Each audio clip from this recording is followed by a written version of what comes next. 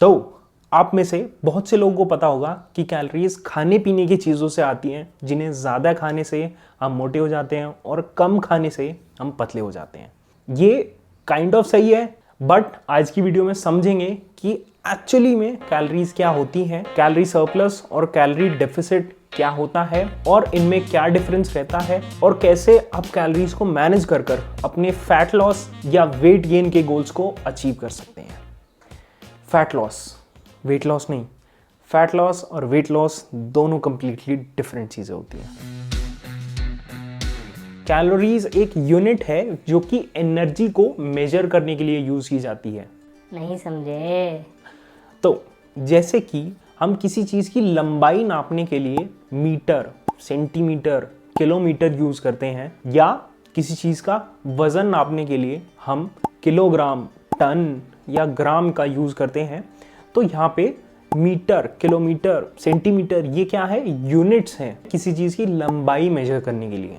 ऐसे ही किलोग्राम, ग्राम, टन ये यूनिट्स हैं वेट के मेजरमेंट के लिए। और बिल्कुल इसी तरीके से कैलोरीज एक यूनिट है एनर्जी मेजर करने के लिए।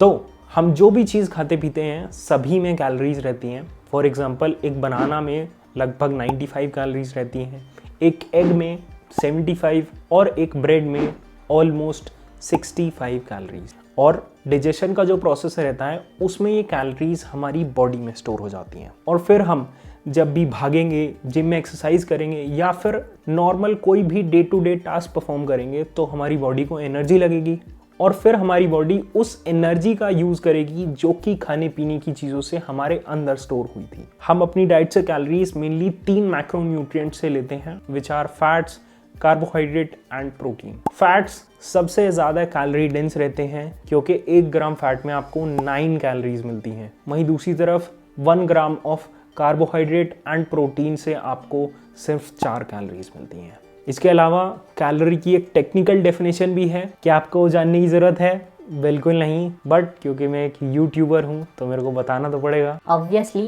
गूगल करके। तो 1 kg वाटर का टेम्परेचर 1 डिग्री सेल्सियस से इंक्रीज करने में जो भी हीट लगती है उसे 1 कैलोरी कहते हैं। बोला था कोई ज़रूरत नहीं है, बट ठीक है। कैलोरी डेफिसिट और सरप्लस से पहले आपको मेंटेनेंस कैलोरीज के बारे में पता होना चाहिए।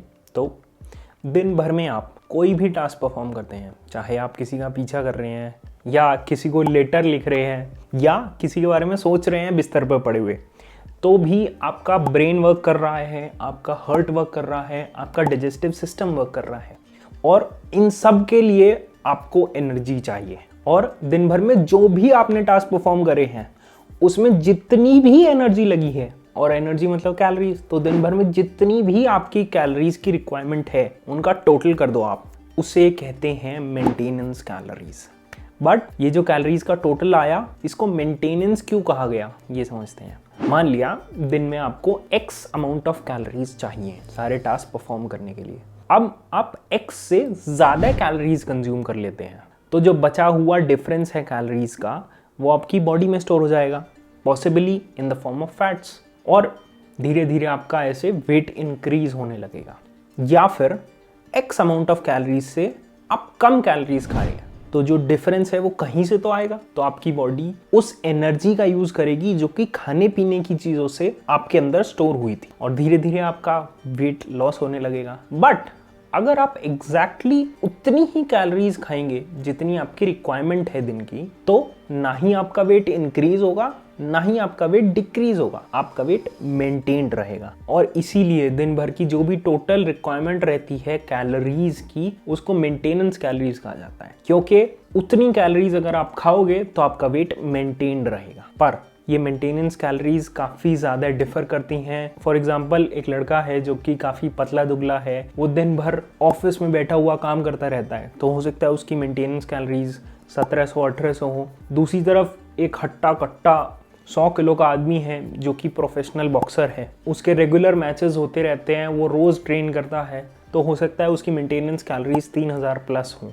तो अगर आपको अपनी मेंटेनेंस कैलोरीज का एक एस्टिमेट लेना है, उसके लिए लिंक डिस्क्रिप्शन में मिल जाएगी। अब सिंपल है, मेंटेनेंस कैलोरीज से अगर आप ज़्यादा कैलोरीज कंज्यूम कर रहे हैं तो आप कैलोरी सरप्लस में हैं। और अगर आप आपकी मेंटेनेंस कैलोरीज से कम कैलोरीज कंज्यूम कर रहे हैं तो कैलोरी डेफिसिट में है। सिंपल। और अगर आप लंबे समय तक कैलोरी सरप्लस में रहेंगे तो धीरे धीरे आपका वेट इंक्रीज होने लगेगा, और अगर आप लंबे समय तक कैलोरी डेफिसिट में रहेंगे तो धीरे धीरे आपका वेट डिक्रीज होने लगेगा।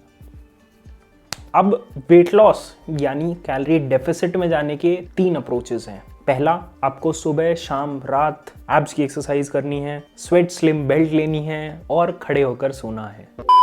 ठीक है, सीरियस। तो वो 3 अप्रोचेस क्या हैं? पहला, आपकी जो भी दिनचर्या चल रही है उसके साथ बिल्कुल भी छेड़छाड़ मत करो। मतलब कि आप जिम जा रहे हो नहीं जा रहे, जैसी भी आपकी फिजिकल एक्टिविटी है उसको वैसा ही रहने दो। बस अपनी जो कैलोरी इनटेक है उसको कम कर दो, छोटे छोटे चेंजेस करके, जैसे कि सिंपल शुगर्स एलिमिनेट कर दो, तली भुनी चीजें एलिमिनेट कर दो। जैसे ही आप ये करोगे आपकी जो कैलोरी इनटेक है वो कम हो जाएगी और आप एक कैलोरी डेफिसिट में आ जाएंगे। सेकेंड अप्रोच, अपनी डाइट से बिल्कुल भी छेड़छाड़ मत करो, जैसी है वैसी रहने दो। चाहे आप रोज केक खा रहे हो उसको वैसे ही रहने दो। बस अपनी जो फिजिकल एक्टिविटी है उसको बढ़ा दो। आप सुबह शाम वॉक पे चले जाओ या जिम ज्वाइन कर लो या जो भी। और जैसे ही आप अपनी फिजिकल एक्टिविटी बढ़ा दोगे आपकी मेंटेनेंस कैलोरीज बढ़ जाएंगी, और जैसे ही मेंटेनेंस कैलोरीज बढ़ेंगी आप वापस से कैलोरी डेफिसिट में आ जाओगे। और थर्ड अप्रोच है मेरी फेवरेट, फर्स्ट और सेकंड अप्रोच का कॉम्बिनेशन। मतलब कि थोड़ी सी अपने डाइट से कैलोरीज कम करो, अपनी कैलोरी इनटेक कम करो, थोड़ा सा अपना फिजिकल एक्टिविटी बढ़ा दो, आपकी मेंटेनेंस कैलोरीज भी बढ़ जाएगी, और इस तरीके से आप एक अच्छा खासा कैलोरी डेफिसिट क्रिएट कर सकते हैं बहुत कम मेहनत में। पर एक चीज का ध्यान रखना, कैलोरी डेफिसिट से वेट लॉस हो रहा है तो ऐसा मत करने लगना कि बहुत बड़ा बड़ा कैलोरी डेफिसिट रख के एग्रेसिव वेट लॉस कर रहे हो। उसमें आपकी मसल लॉस के चांसेस इंक्रीज हो जाते हैं, और जैसे ही आपका मसल लॉस होने लगेगा आपकी मेंटेनेंस कैलोरीज गिरने लगेंगी और धीरे धीरे धीरे धीरे वेट लॉस होना बंद हो जाएगा और आप एक विशियस साइकिल में फंस जाएंगे। ऐसा नहीं करना है।